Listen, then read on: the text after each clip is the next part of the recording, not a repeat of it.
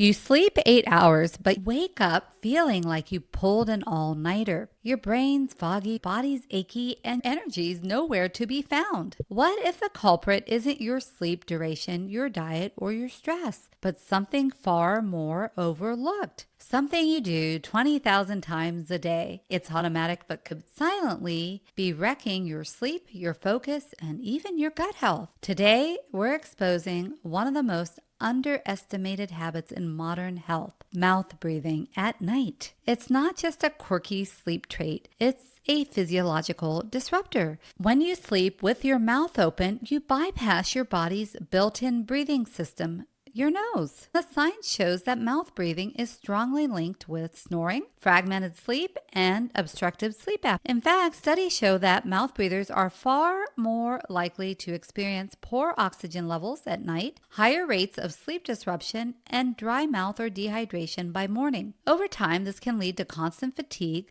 brain fog, and even high blood pressure. Your nose isn't just for smelling. Here's what it does that your mouth simply can't. When you breathe through your nose, your nasal passages release nitric oxide, which helps open up your airways, improves blood circulation, and enhances delivery through the body. It also has antimicrobial effects, so it helps keep the germs away. Your nose also filters, warms, and humidifies the air that you breathe in. The structures in your nose, called turbinates, act like natural air filters and heaters, so they trap dust and allergens while bringing air to near body temperature and optimal humidity before it reaches your lungs. It also is a nervous system regulator. When you breathe slowly through your nose, this supports your parasympathetic nervous system, or your vagus nerve, which is your relaxation system. It helps you stay calm and recover more effectively while you sleep. The vagus nerve, which connects your brain to your gut,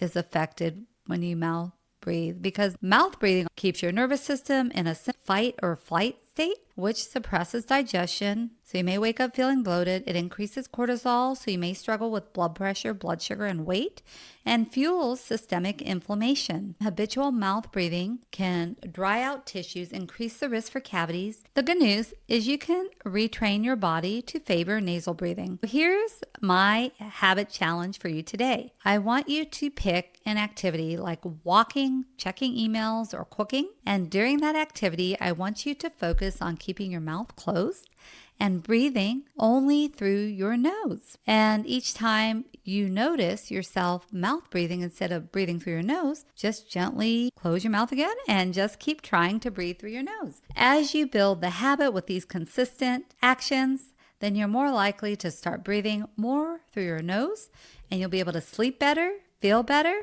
and reduce your inflammation. People have asked me about mouth taping. This is a trend where people tape their lips shut at night to encourage nasal breathing. It's not a one-size-fits-all, and you really need to check with your healthcare provider, because if you have nasal congestion, sleep apnea, or anxiety around restricted breathing, mouth taping could actually worsen sleep quality and reduce your oxygen levels, so it could be dangerous. A safer alternative are those nasal strips. So those strips you wear across your nose, that can open up your nasal passages, and it makes it easier to breathe. They're especially helpful if you do have any kind of congestion or snoring. Your next breath could be the start of better sleep, sharper focus, and more energy. Remember, sometimes the most powerful health interventions are the simplest, and they start with something as basic as how you breathe. And best of all, it's free. I hope you are enjoying these daily tips. We're on day number 15, and the goal is to give you some ideas for some simple habits that you can incorporate in your daily life. Pick them all, and just continue to practice them over and over again. Don't expect to be perfect. It takes time to instill habits, but all of these small changes compound and add up. Just think, a year from now, you could be feeling like a brand new person. Heck, even a month from now. Follow, subscribe, and share. Thanks for listening or watching if you're watching on YouTube. Have a fantastic day.